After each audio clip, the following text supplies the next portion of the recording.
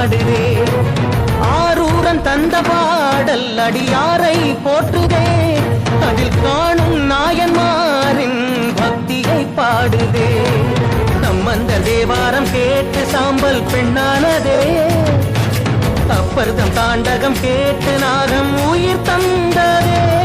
அடநாடென்ன காடென்ன குலமென்ன பிரிவென்ன எல்லோரும் அடியார்களே. திங்கள் சூடிய நாதனே கங்கை நாடிய வேதனே மங்கை கூடிய பாக